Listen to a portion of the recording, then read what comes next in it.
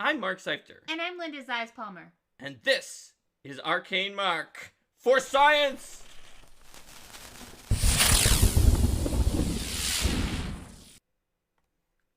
Hello! Hello, everybody.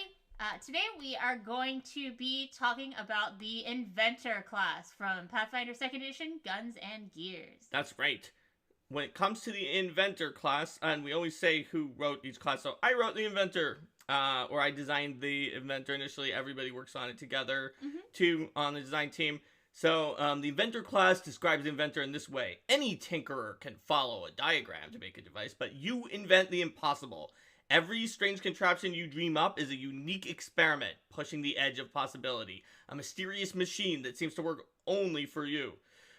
You're always on the verge of the next great breakthrough, and every trial and tribulation is another opportunity to test and tune. If you can dream it, you can build it. So, that's what it means to be an inventor. So for the Inventor, your key ability score is going to be Intelligence. You're a real smart cookie who's good at dreaming up different plots and plans. You have pretty typical hit points, 8 plus con modifier. The Inventor is also an uncommon class in terms of its rarity, which is only found in places with a little bit higher tech. So for the most part, it's gonna be suitable for a lot of games, but you know there might be some games that are set in areas that don't have that higher tech, so that doesn't necessarily fit there. In terms of proficiencies, they are trained in perception and reflex, expert in fortitude and will.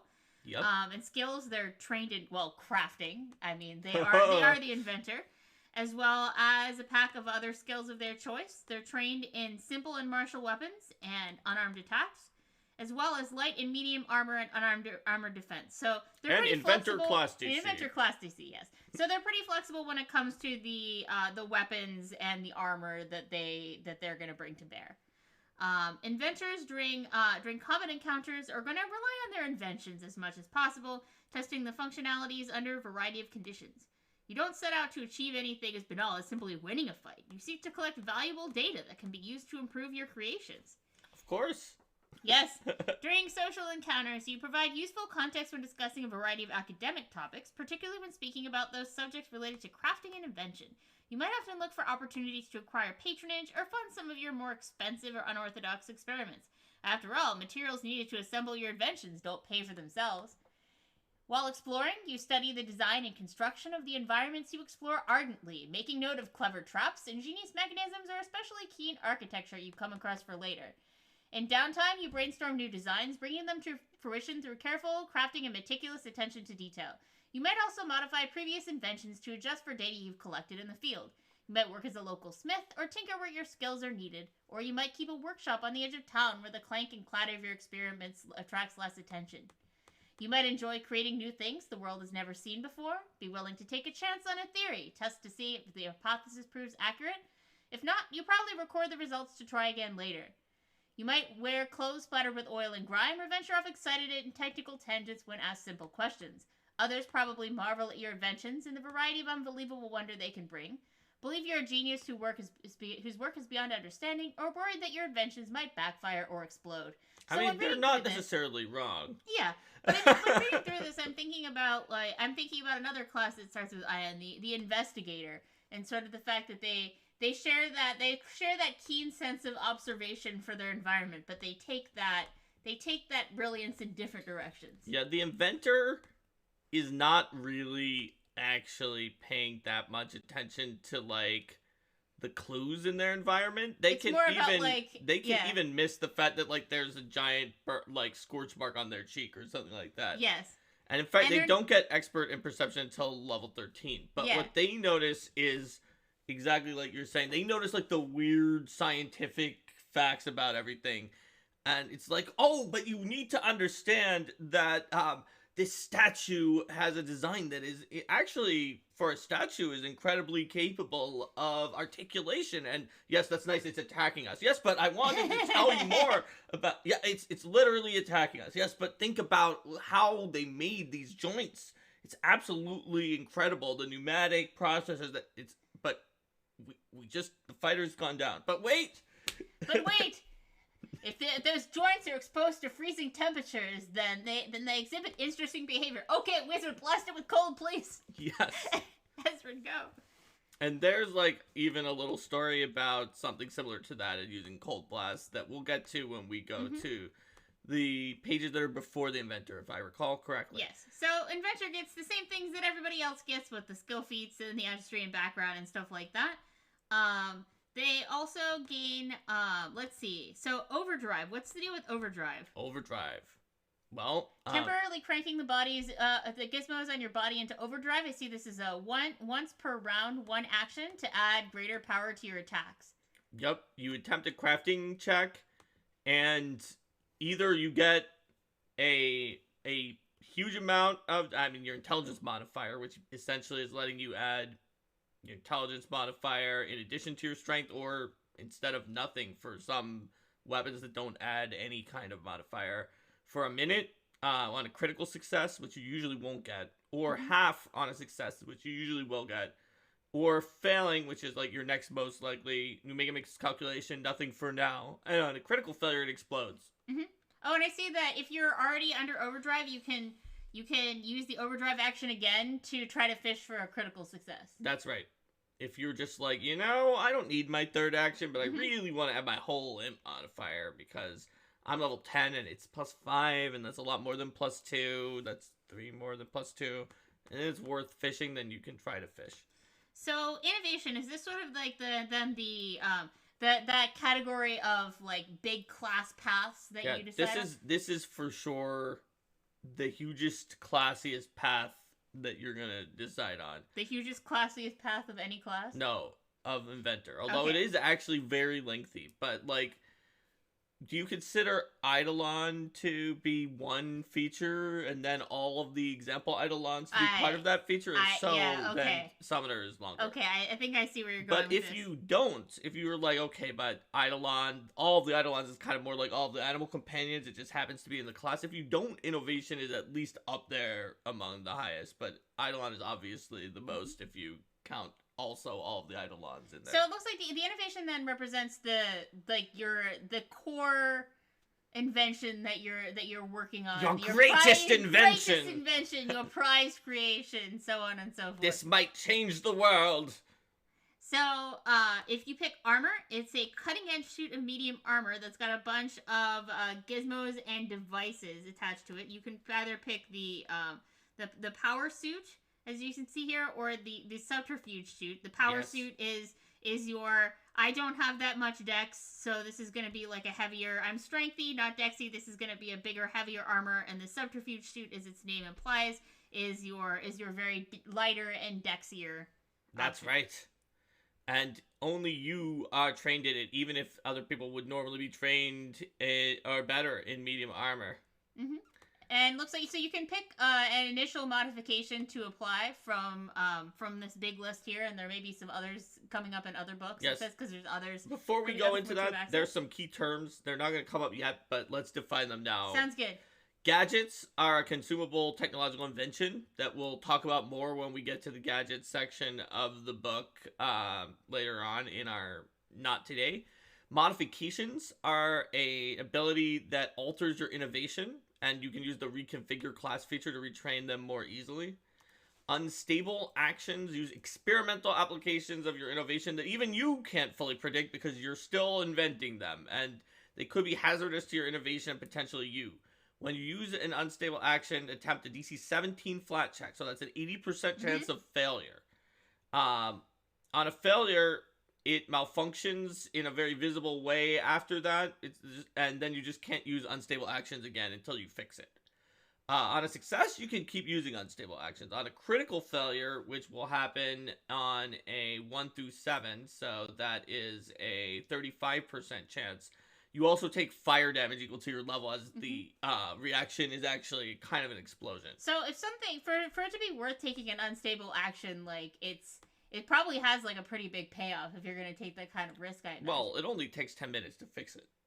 Fair enough. So, you might, like, the most likely thing that will happen is that you'll use it and then you can't use it again until you fix it. So, it's kind of like a focus point, except for that you might get someone in the playtest actually succeeded on the DC 17 flat check. Like, it was also a little messed up in the playtest, but even so, they succeeded like 5 times or 4 times, and they got 5 uses out of it. So it's like, if you're very lucky, you'll get multiple uses. If you're very unlucky, and oh right, it says after damage. applying the effect. So Yeah. so you do the thing, and then it might break. It always works.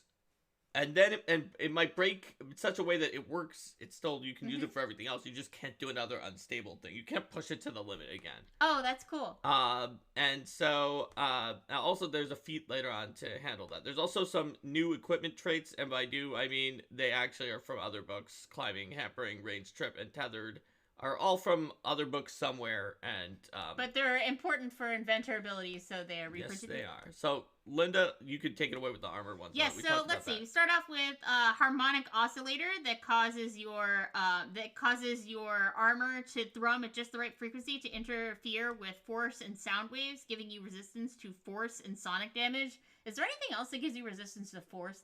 There's not a lot. Elemental Aegis does, but that's like a 7th level spell that gives you 5. Yeah, it's really not common. And if you're under overdrive, the resistance increases. Metallic reactants, the metals in your armor protect you from electricity and acidic chemical reactions. So you get resistance to acid and electricity that scales up if you are in overdrive. Also, the amount that you get is pretty high, especially if you're in overdrive. 3 plus half your level, and then if you're in overdrive, it increases to 5 plus half your level, which is definitely more than you can get from a lot of other sources. 5 at first level when you're under overdrive, which you are almost always under during a fight, is a very high amount at first level, and will typically let you resist like huge chunks of that much damage if you're taking it, and if it's like persistent acid from an acid arrow, you're just not really gonna take it, and things like that. And I see that, so there's also a pair here that are one that's for power suit only and one that's for subterfuge suit only, which makes sense. For the power suit, there is muscular exoskeleton, which supports your power suit, and when you send your armor into overdrive, it also submits your feats of athletics, granting you a circumstance bonus on athletics checks. So does this let's see. Is this something that this is an overdrive only effect then? Yes. That makes sense. So it's like, this may not be like the very first one that you pick if you want to have things that are more persistent. It's not unstable. It's overdrive, which you'll have up almost every fight. Oh, right. Sorry, I got confused by the two things. Yes. That makes sense. So it's actually very strong if you want to those resistances are even more powerful. What? Wow, those resistance are even more powerful. I think that may have been part of what confused me there. Sorry. We're just talking about they're just up all the time. That's cool. Almost. As soon as you do overdrive, unless you failed the crafting check. The amount of athletics this gives you is pretty high and is incredibly powerful for like a grappling build to get a +2 circumstance bonus, because grappling is extremely strong, but is a little hard to land the like fight ending critical success. But with the +2, maybe you can end the fight and land the fight, and it doesn't completely end the fight, but it sure makes them lose like an entire turn unless they get lucky on breaking out. For some enemies, they don't care about the fact that they lost their best attack even if they succeeded at breaking out, but those enemies usually aren't good at breaking out. Plus your circumstance bonus is going to help you make your athletics DC higher to break out. Speaking of things that give you protection against things that are usually really hard to get protection against, otherworldly protection gives you resistance equal to 3 plus half your level to whatever of positive or negative damage would normally be the one that damages you. And also to any types of alignment damage that can damage you. Yep.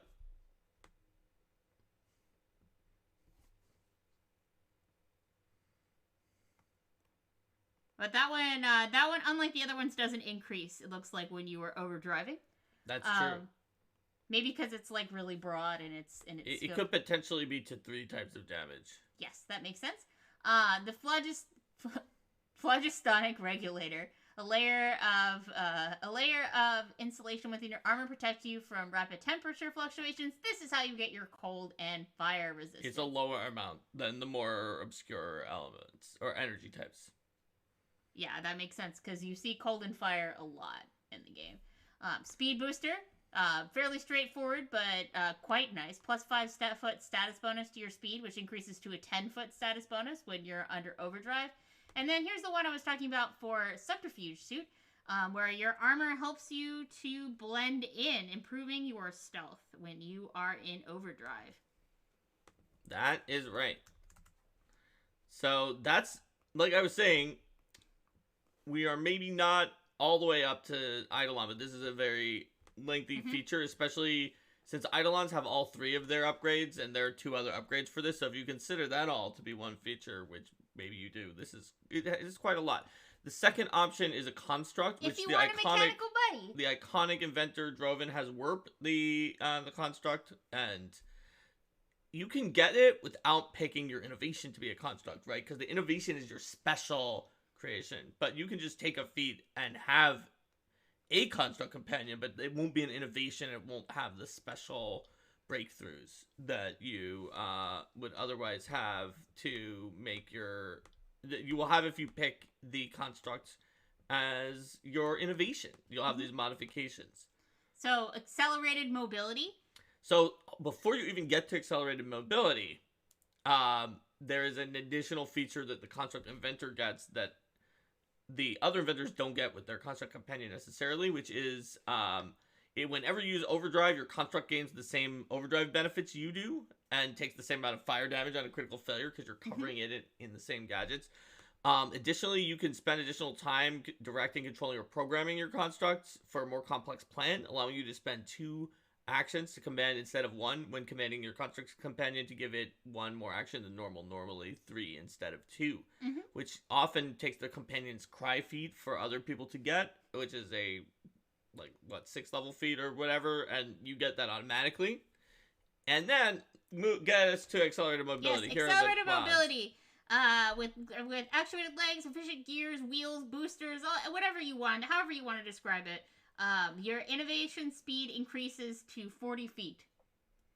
So one thing I'm noticing here in these descriptions is that it's giving, it doesn't say this is exactly what it looks like, because the inventor is a lot about the thematics of tinkering with things and making them your own. So it's giving you ideas and inspiration for how you might describe the function of your creation. That's right.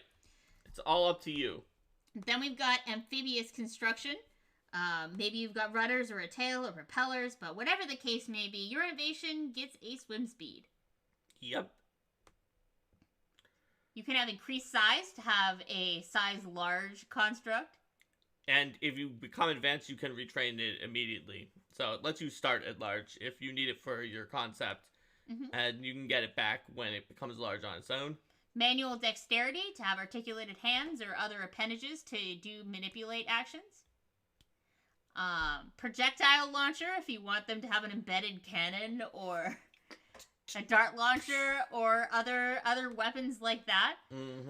Sensory array to give your innovation low light vision and dark vision and tremor sense. That really is an array. It's an array. It's not just one sense.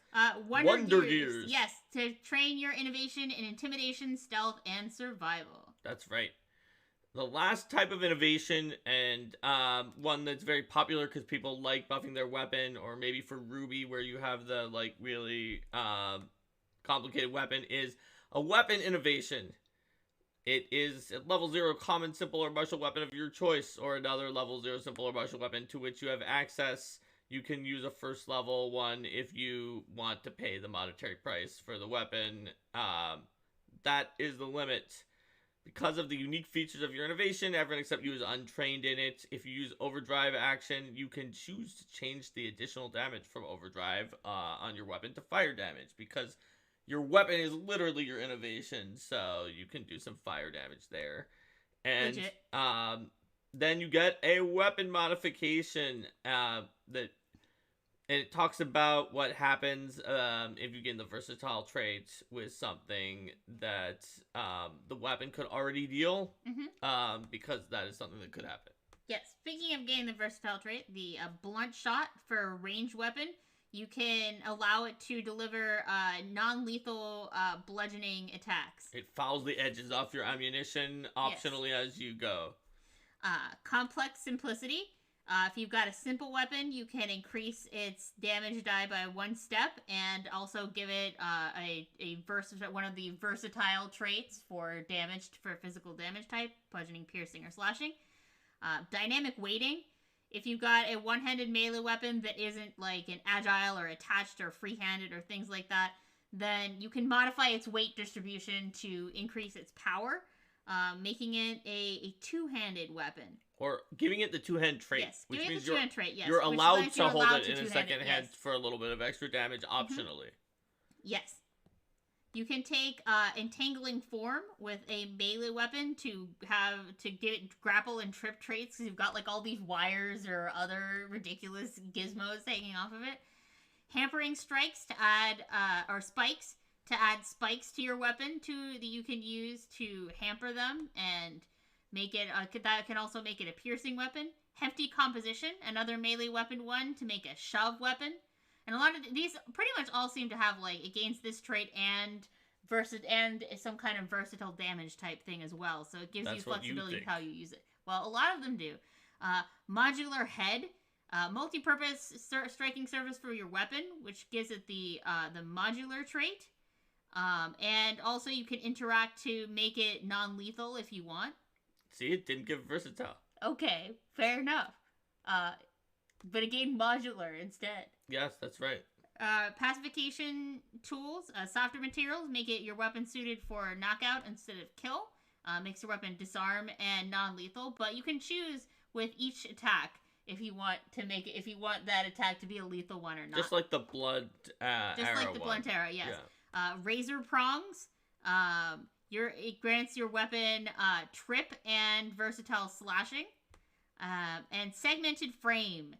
Your weapon is collapsible and adjustable. It's modular for bludgeoning, piercing, and slashing. You can collapse it down to light bulk if you want, making it easy to conceal. That's right. So that's all for this level, but there's 2 other levels that are equally lengthy of more things that you can get on your innovation. Explode. But the next thing is Explode, is your first unstable action. The simplest unstable thing that you may even have accidentally discovered is that your innovation can blow up. For 2 actions, it explodes, dealing 2d6 fire damage.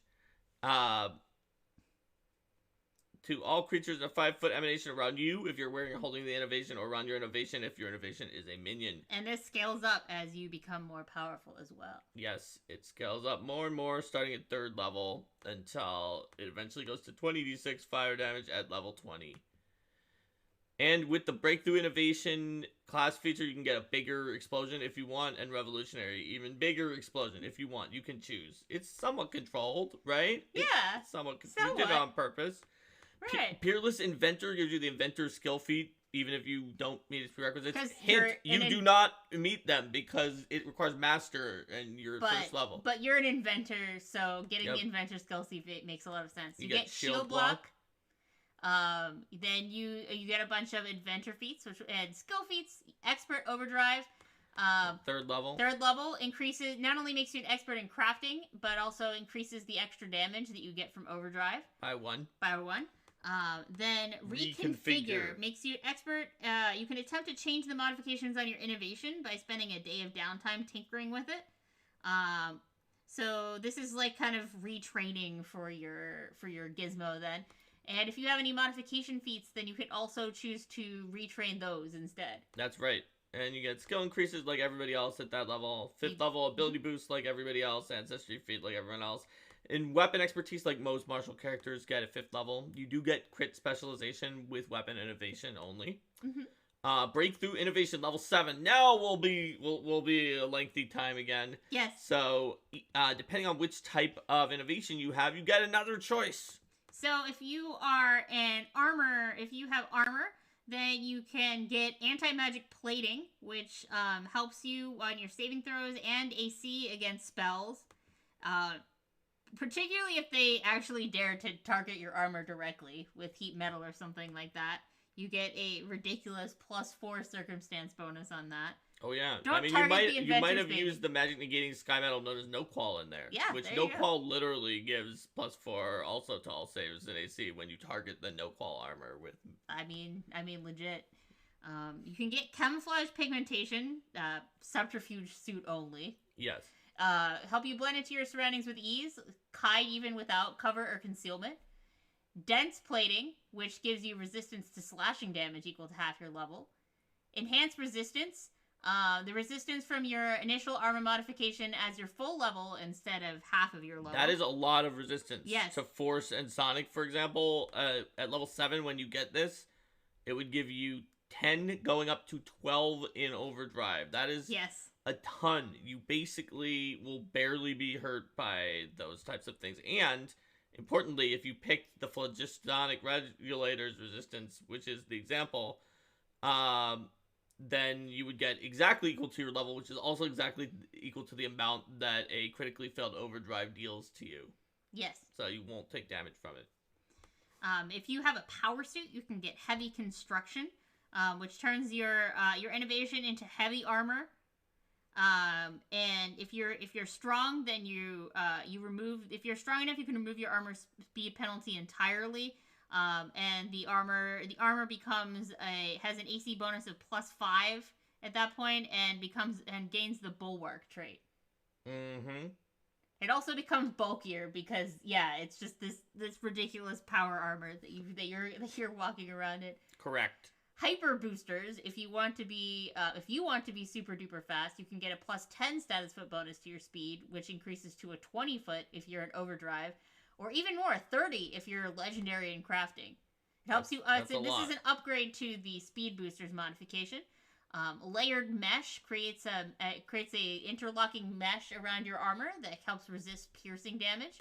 Or tensile absorption lets the armor bend and absorb a shock, which not electricity shock, but bludgeoning shock, which grants you resistance to bludgeoning damage. That's right. The breakthrough construct, you can get advanced weaponry to make your construct's unarmed attacks basically wind up getting something from the weapon, the initial weapon modification. Or you can get anti-magic construction to make your construct gain a bonus to all saves against AC and AC against spells.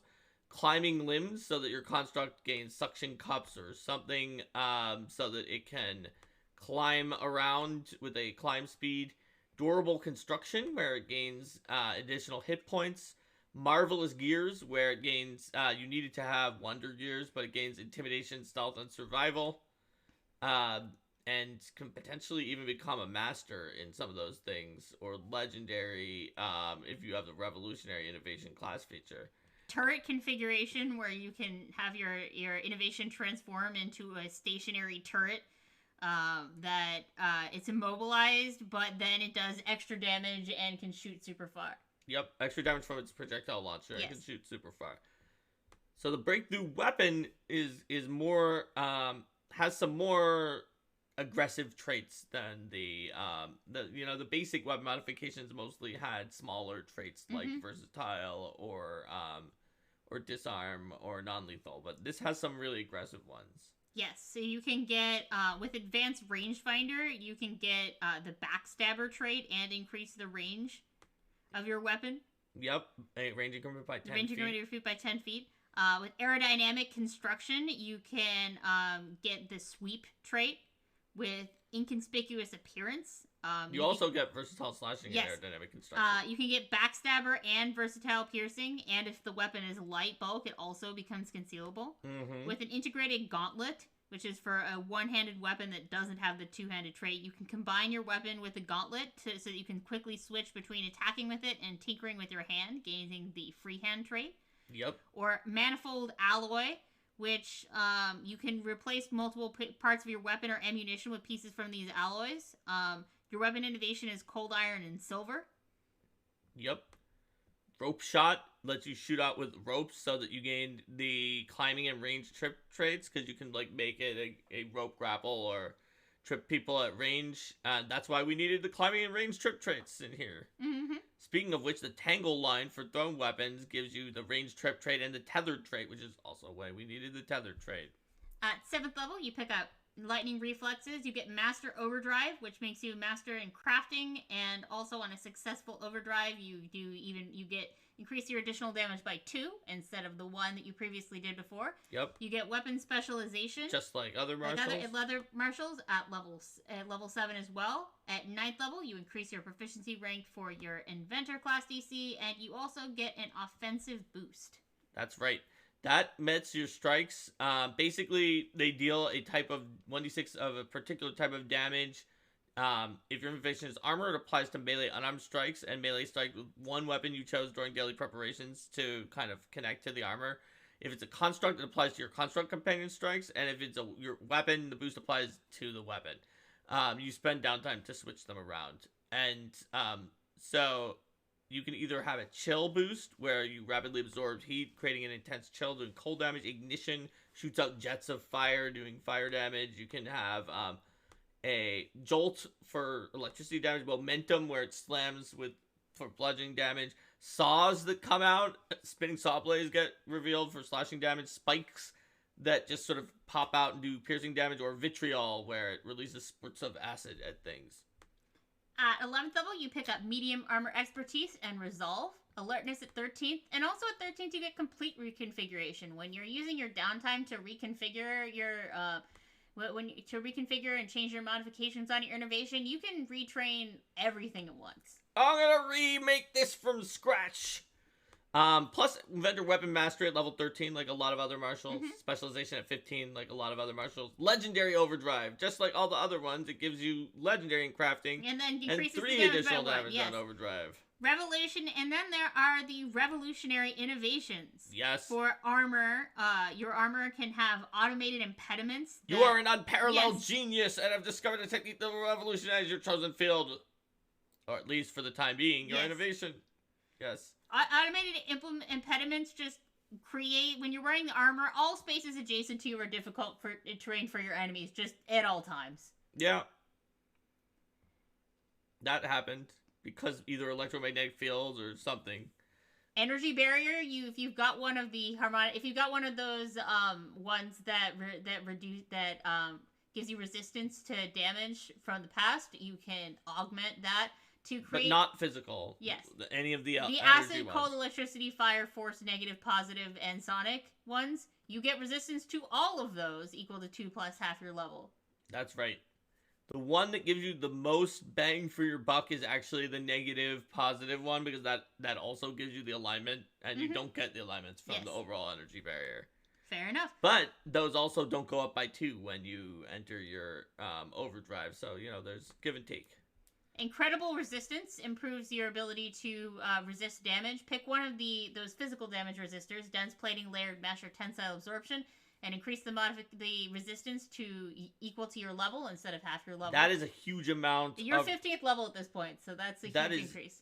That is like almost half of the hit if the creature does that type of damage too. And there's certain types that are fairly common, so it's very major. Multi-sensory mask to pull over your subterfuge suit to distort your figure. To get you concealment against all creatures. It doesn't matter what sense they're using. If they're using echolocation, just whatever. You've got concealment. Until you use a hostile action. After you use a hostile action, you can still spend 1 action to restore your mask and get that concealment back up for yourself. Yep. It doesn't let you use the concealment to hide or sneak, although if you have the other subterfuge suit one, you can do it from the camouflage suit. But because it's clearly you with a hazy image. Yes. Perfect Fortification is the power suit one. Each time you're critically hit while wearing the armor, attempt a DC 13 flat check. On a success, it becomes a normal hit. This isn't cumulative with fortification runes. You also get resistance against precision damage as well. Yep, like you do. Mm-hmm. Physical protections, it helps you guard against all physical damage, bludgeoning, piercing, and slashing, as well as persistent bleed damage. Yep. And rune capacity allows your innovation to hold 1 more property rune than it normally could. So if you have +3 potency armor on your armor innovation, then you can have 4 different property runes on it at the same time. Revolutionary for construct, you can get a flight chassis and it can fly around. Miracle Gears, where it just actually flat out gets a bunch more intelligence, learns languages, and it's just gonna talk. It can use actions that require greater intelligence. Can like coerce, decipher writing. Yeah. Hello, everyone. It is me. And it's legendary. It is a Steam-based, some kind of a Steam-based gear thing that has gained intelligence. Yes, and it becomes legendary and 2 enter charisma-based skills of your choice. So you could have the masterful orator or the brilliant sidekick or whatever you want your construct to be at that point. That's right. Your construct could also gain resistant coating to cause it to gain resistance 5 to every damage except adamantine. Yep. Runic Keystone, which lets you put a rune stone into your innovation. An armor property rune affects it as it would the wearer of the armor. A weapon property rune grants properties to their unarmed attacks. And then there's rules making sure that like you can't put like glamour on it because that affects the armor, not the person. Yes. Wall configuration. Your innovation can transform from a mobile construct to a stationary battlefield emplacement, unfolding itself and turning into a wall of metal and gears up to 10 feet tall and 30 feet long. It completely blocks. It completely blocks anyone from passing through. And unless the construct is half or lower, in which case holes in the wall allow creatures to see through and attack with cover, and tiny creatures can slip through. It's like, oh, do you need a wall to block off this corridor? I am the wall. I'm the wall. For weapons, revolutionary weapons, attack refiner, you gain the backswing and shove traits. Nice. Deadly strike, you gain the deadly D8. If it was already deadly, it's now deadly D12. Enhanced damage, increase your weapon's damage by 1 step. And this does not require it to be a simple weapon. Right. And as normal, it doesn't stack. It doesn't combine because they never do. But yes, you can do that even if you have a martial weapon. So you could do a D10 with your longsword, for example. Extensible weapon. Your weapon gains the reach trait. You found some way to extend it, and so you can have a reach longsword. Yes, exactly. Impossible alloy makes your weapon somehow be like all 7 of the sky metals at the same time. Usually you won't need that, but hey, you might. Momentum Retainer makes your weapon forceful and versatile bludgeoning. It's extremely good to put on an agile weapon because they usually can't get forceful. And then you can just make your attacks at your higher multiple attack penalty and be like, oh, except for that it's forceful. Omni-range Stabilizer, your ranged weapon becomes dangerous and effective at any range. If it had the volley trait, get rid of it. Otherwise, it increases its range increment by either 50 feet or the weapon's race range increment, whichever is more. That's right. Also, if you have, if you're going for a Momentum Retainer, you may want to consider, like, Fighter Multiclass for Agile Grace, so that you can, I think that's a level that you can get with Multiclass. Let me see if that's true. Just because of the fact that will let your agile attacks be more accurate, and then you're getting a ton of extra damage on each of them. Yes, we would have to take it as your level 20 feet. Yeah. But you can get a ton of extra damage on each of them with a forceful agile, which is otherwise almost impossible to do. Rune capacity, which is just like armor, it gives you another property rune slot up to 4. At 17th level, your Inventor class D3 increases to Master. You get Juggernaut. You get Infinite Invention. During your daily preparations, you automatically fix your innovation if it's destroyed or broken. You can change to a different innovation, and if you armor, construct, weapon, other type, just change around whatever you want. Change your modifications, change your offensive boost, change your feats. That use those. Yep. It takes as much. You can retrain them in only a day instead of a week. You're just changing everything around whenever you want. And medium armor mastery at 19th level. Yes. So then there's a bunch of feats for the Inventor. Yes, the Inventor has a lot of feats that are very, they have a lot of character. So built-in tools is a modification feat that lets you put tools into your innovation that will not count against your bulk, and that you can kind of just use in addition to the ones that normally you could have worn for your character. So you can pop your thieves' tools and healers' tools in them, and they're just free on top of whatever else you want to carry. Explosive leap lets you, well, I mean, as you might imagine, you turn the explosion from your innovation downward to launch yourself in the air. Up to 30 feet. Up to 30 feet, yes. It is an unstable action. But if your innovation is a minion, you can have your minion do it instead. Yes. Haphazard repair is also an unstable action. You can repair your innovation with a single action. But of course, if you're doing it so quickly and haphazardly, then it might blow up on you. Yep. What about, what's this? No, I created you! Yes. When your construct companion becomes confused or controlled, you can counteract it once per minute with your crafting modifier. So you're like, no, I created you! Prototype companion is what gives you a companion if you didn't have one as your innovation. Also, it's technically the feat that you get if you did have it as your innovation. Tamper is very powerful if your enemy actually has weapon or armor, which they might not have. You make crafting against their reflex DC, which potentially gives them a -2 circumstance penalty to attack rolls and damage, or with armor gives them a movement speed penalty. And with success, basically it's only temporarily effective, and it ends at the start of your next turn, even if they don't interact to remove it. Whereas with critical success, they have to interact, or it just keeps. Just don't critically fail, or you will cause your own gear and tools to explode. They sure do. Well, Fire damage equal to your level. Well, if you have a good enough phlogistic register, then regulator, then you're gonna be okay. Variable core adjusts the core of your innovation to change what happens when it explodes. So if you don't want it to be fire damage, you can change it to acid or cold or electricity. I mean, if you have the thing that protects you against electricity and not fire, that could be useful. Yes. Second level, collapse armor. If you're wearing your armor innovation, or you're kind of holding it in both hands and it's in compact form, you can cause it to collapse into a more compact form so that you can don or remove it in an instant. Turn it into a briefcase and then back into your armor. Exactly. Similarly, collapse construct, which literally collapses it down into a carrying case or other compact and innocuous form. Yes. And it has wheels, so you can easily drag it behind you at half your speed. Reverse engineer, it gives you a +2 circumstance bonus to crafting checks to reverse engineer formulas from items. Yep.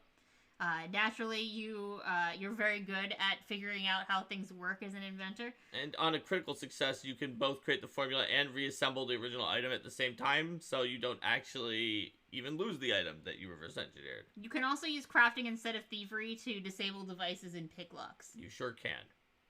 Searing restoration, they told you there was no way that explosions could heal people, but they were fools. Fools who didn't understand your brilliance. You create a minor explosion, altering the combustion to cauterize wounds using vaporized medicinal herbs. And it heals. It's unstable. Yes. It's not the safest thing. It may explode you, but it does heal. Advanced Construct Companion creates it advances your Construct Companion. And it allows your companion to still use one action to stride or strike even if you didn't command it on that turn. Diving armor lets you swim around with your armor. Dual form weapon. Now we're really getting to the Ruby weapons. Your weapon has interlocking pieces. You could transform it into a completely other different kind of weapon. And you get a new set of weapon mods for the new configuration, and you can spend 2 interact actions to switch your weapon innovation between the 2 configurations, which do not need to be taken consecutively, but after the first and not the second, it's not functional between the 2 states. Gadget Specialist. Rather than just using your gadgets for various boosts and tweaks, you could craft a few specific temporary consumable gadgets each day. Gives you formulas for 3 common or uncommon gadgets, which are later in the book. 2 gadgets per day. But if you're a master, 3, and if you're legendary, 4. You also gain more gadget formulas at those points. Megaton Strike. You can spend 2 actions to make a powerful attack that deals an extra die of weapon damage. And it does even more if you're 10th level, and even more if you're 18th level. More. Yes, and the type of strike you make depends on your innovation. If you've got armor, it's with an unarmed attack or melee weapon that you prepared in advance. With your construct, then your minion innovation is what does the strike, and with your weapon, if it's your weapon, then that's the weapon you're striking with. It also has an unstable function. Yes. If you put even more force into the strike, then you can add the unstable trait to it to do even more dice worth of damage. That's right. Yet more dice of damage. Yes. At 6th level, you can take Clockwork Celerity. It's a free action when your turn begins to use your unstable clockwork devices and your innovation to become quickened for this turn. And you can, if it's in your armor, you can use the action to step or stride or do some other movement action that your innovations granted you, like swim if you've got that, the diving armor. The construct, you can use the extra action to command your construct innovation. Or with a weapon, you can use the extra action to strike with the innovation or to reload it. That's right. Construct Shell is a 6th level feat where you kind of ride around in your construct and gain lesser cover from all attacks when mounted on it, instead of just attacks where they're attacking from like below the mount. And if you use your construct as an emanation while you're riding it, like exploding for the construct, well, hit you because you're inside of your little construct You're inside shell. your protective case. Yes. Megavolt! Bleed out some electric power from your innovation in the shape of a damaging bolt, creating a line of electricity damage. And you can make it unstable to get a much longer line of much more electricity damage. You can also, with a lot of these like this one, you can have your innovation as a minion. You can have your minion create the Megavolt attack instead. Minion! Visual fidelity. You found a way to use a hodgepodge combination of devices to enhance your visual acuity. You can get dark vision and low light vision, and the ability to see invisible creatures and objects as translucent shapes. They're still concealed, but you can see them.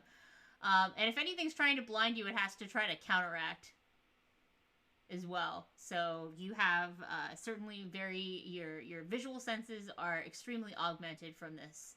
From whatever ridiculous combination of goggles and other devices you've got.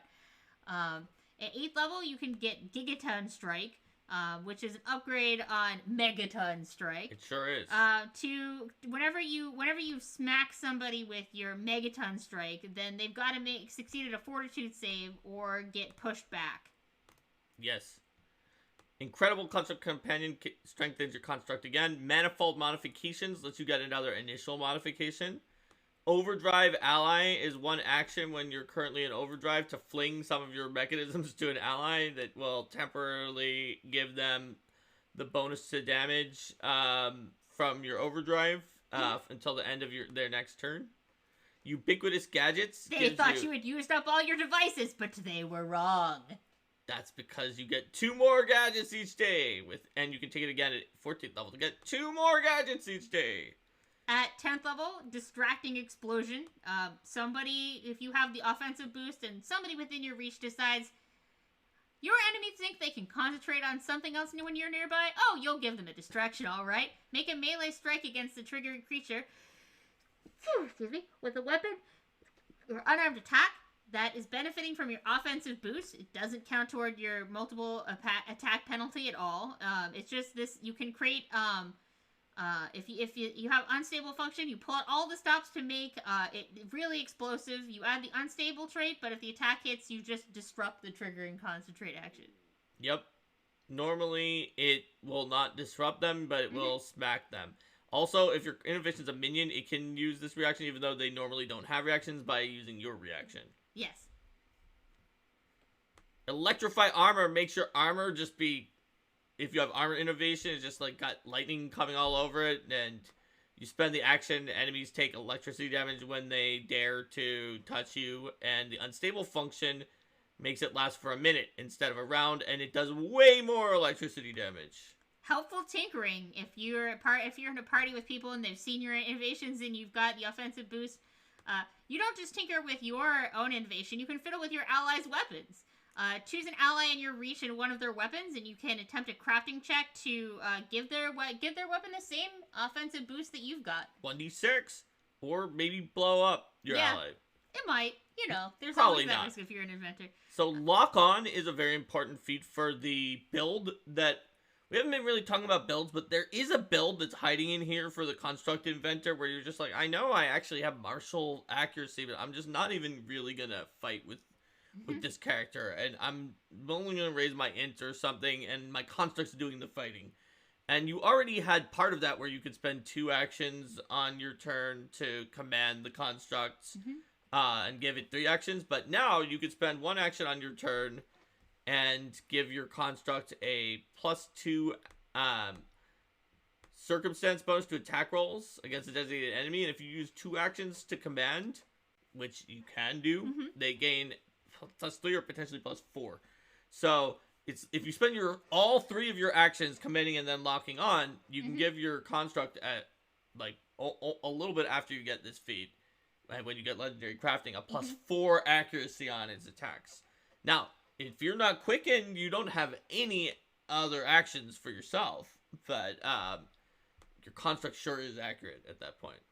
That is true. At 12th level, you can get boost modulation.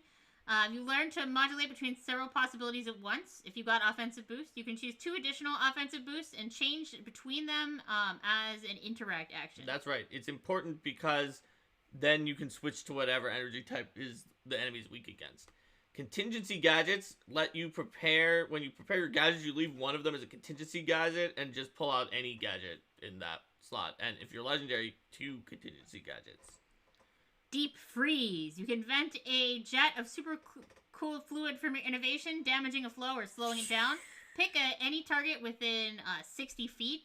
And it'll take cold damage equal to your level, and then have various other effects depending upon the result of a reflex save. It could get rather slowed down. If you use unstable, then not just one target, you get a cone of super cooled fluid that potentially causes cascading failures.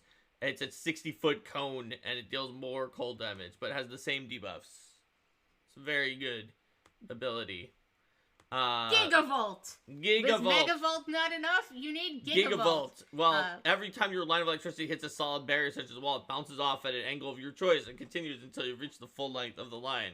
Even if a creature's hit from multiple bounces, it's only effective one time.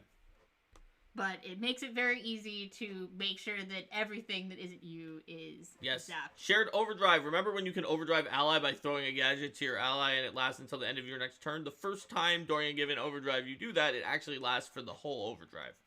You can then continue to use overdrive ally on other allies to give them a temporary overdrive, but that one ally is going to get it the whole time. Very, very strong. Explosive maneuver is 1 action for weapon innovations only. Thanks to a hidden experimental feature you built into your weapon after your last action was a successful strike against a foe. You deploy levers, tangling hooks, or similar mechanisms to provide significant assistance when you perform a combat maneuver. So you choose grapple, trip, or shove, and you need to have the trait that corresponds to it, and you just automatically take the chosen action with the same multiple attack penalty as your previous strike, and you do not increase your multiple attack penalty until afterwards. Paragon Companion, if you've got Incredible Companion, to make your companion even more powerful. Even more incredible. Soaring Armor, lets your armor give you a fly speed. Unstable Redundancy is very strong, 14th level feat. A free action, when you would attempt the flat check for an unstable action but haven't rolled the check yet, you automatically succeed. You can't do it again until you retune your unstable But you can thing. have one just sure thing. Yes. And you always use that first. Speaking of sure things, what about having just the thing once per hour? No matter what the situation, you always have just the thing. Attempt a skill check that takes 1 minute or less to complete. Just using the same number of actions or time as normal. But as you take the action, describe some kind of device or you pull out to help you accomplish the skill. So you might use gravitic stabilizers to balance on a razor's edge, a force battering ram to open a door, something like that. Using the innovation this way lets you alter how you calculate the skill check being used so that you use your crafting modifier instead of what you would normally use. Yep, persistent boost leaves behind persistent damage every time you or your construct innovation hits and deals damage with an offensive boost. You just deal 1d8 persistent as well. You failed to account for this is a creature you can see targets you with an attack against your AC, and you pull out some kind of outlandish invention to protect you from whatever attack they threw at you. For example, you have to describe it. So if a shocker lizard tries to use its shock strike on you, you might pull out a specially grounded lightning rod from that time you tried to power an invention by harnessing a thunderstorm, using your crafting DC instead of your AC. Since it's not your AC, flat-footed and certain things won't apply to you. I mean, you still would be flat-footed. You just wouldn't care that you were flat-footed because you weren't using your AC. That is true. 18th level, devastating weaponry. Release a volley of projectiles from your weapon or power it to fly in every direction across the battlefield and strike multiple creatures. It is very strong. It is more powerful than Whirlwind Strike by a significant amount. Make a strike with your weapon innovation against every foe within 30 feet of you. Yes. You don't increase your multiple attack penalty until after you're done attacking literally everything. Similarly, Engine of Destruction makes your robot friend go around, running around and smacking everything within 30 feet of you. Let's see. And then for armor, it's just called negate damage. Trigger. You would take damage. Your armor activates various devices, and you use one of them to reduce the damage you would take by 15. Yeah, but the unstable function reduces it by 50 instead. You reduce it by 50 instead. Oh, yes. You're going to hit me? I'm just going to say, no, that does 50 less damage than you think it does. In most cases, like, even like an Ancient Dragon or Tree Raiser or something is going to have a hard time doing that much more than 50, except on a critical hit. At 20th level, then, you have two options. You can get full automation. For your armor or construct or weapon innovation, you become so entwined with your innovation that you can use them without a second thought. You are permanently quickened, and the extra action you get is based on It's your the same one that ability. you would have gotten with the Alacrity thing at level 6. Yes, but you just always have it. Yes, and then there's Ubiquitous Overdrive, where select up to 6 willing allies who you are just constantly putting things on them, and the most powerful ability an inventor can ever gain is that their allies stop complaining when you're constantly putting gizmos on them by the time you hit level 20. It takes until then, but at that point, they're just like, okay, they're resigned to the fact that you're just going to put gizmos on them at night while they're sleeping and it's your watch. And so those 6 allies just instantly enter overdrive when you enter overdrive. They just enter it. And that's Ubiquitous Overdrive. So then there's stats for Construct Companions. They're basically very similar to Animal Companions. Except for that they're a little simpler because you just decide what they're going to be. So they don't have to have a lot of like hedging rules. You can just ride them. They don't have the mount trait because of the fact that they don't have a support ability that has to be balanced on whether or not they have the mount trait based on whether it can move you too, and they don't have movement types at low levels that you're not supposed to have. Yeah. So they're just very simple, and they have very set statistics that raise up rather than like branching paths, so you just know exactly what their stats are going to be. They're actually they're very good, other than the most min-max possible combination of Animal Companion paths, including the one with the slight error in the core rulebook, giving them higher proficiency, is more powerful in AC than a Construct Companion. But other than that, Construct Companions actually do pretty well for themselves and what their overall stats are going to look like. Yes, and the Advanced, Incredible, and Paragon buffs that we talked about before are packages of increases to proficiency ranks and ability scores. It's also immune to a bunch of stuff. Yeah, it's a construct, so. Yep. And so that is it. That's what we've got. Yes, we have invented. It's a long class. It is. All right. So, I think that's it. Shall we say goodbye to YouTube? Yes, let's. Bye, YouTube. Bye, YouTube. Thanks for joining us.